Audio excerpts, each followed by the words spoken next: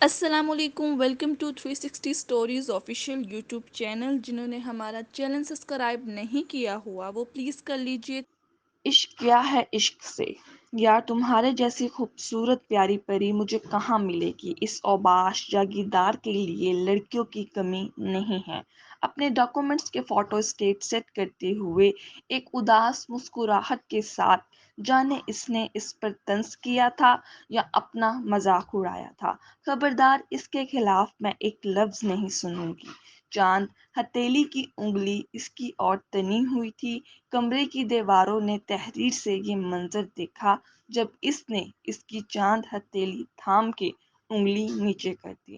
محبت کی سرشت میں زبردستی نہیں ہوتی، یہ میرا محبوب شاعر کہتا ہے۔ سو رہائی مبارک ہو تمہیں، خدا کرے مجھے کہیں بھی کبھی بھی نظر نہ آؤ، اور اگر نظر آ بھی جاؤ تو بہت ہی خوش و خرم نظر آؤ۔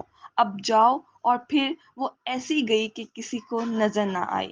وہ کہہ رہا ہے آج اسے ایک معمولی ہیلتھ ورکر کے روپ میں دیکھ آیا ہے، ایک چھوٹے قصبے کے چھوٹے سے پرائمری اسکول کے وزٹ کے دوران۔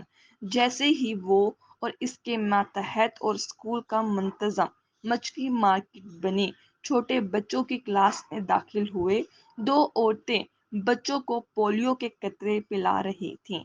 ان میں سے ایک کے ہاتھ میں رجسٹر تھا اور دوسری ایک روتے بسورتے بچے کے منہ میں پولیو کے قطرے ٹپکا رہی تھی کہ اچانک اس نے وہ چاند ہتھیلی دیکھ لی اور پھر اسی اسکول میں بیٹھا رہا جب تک مکمل معلومات حاصل نہ کر لی۔ جب سے لوٹا ہے، منتشر ہے، کچھ یاد نہیں اسے اس کے سوا۔ وہ کہہ رہا ہے ایک ہی بیٹا ہے اس کا، سرکاری اسکول میں بیٹھا پڑھتا رہتا ہے، شوہر نے بھی دوسری شادی کر لی ہے، اپنے بالوں کو مٹھیوں میں جکڑ رکھا ہے۔ اس میں خود کو کہتے سن رہی ہوں، آپ شادی کر لیں اس سے، میں آپ کو پریشان نہیں دیکھ سکتی۔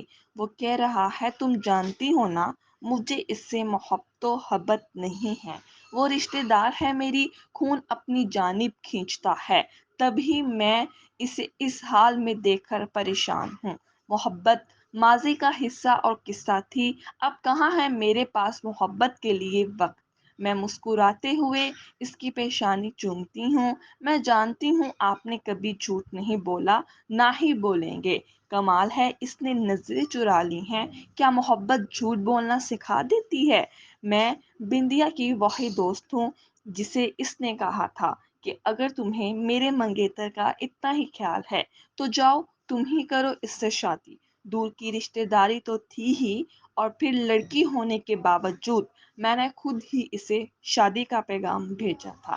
ناکامیوں سے کامیابی تک کا سفر بے شک اس نے میرے ساتھ طے کیا ہے، لیکن سوچوں، خواہشوں اور خوابوں کے سفر میں میں کبھی اس کی ہم سفر نہیں رہی۔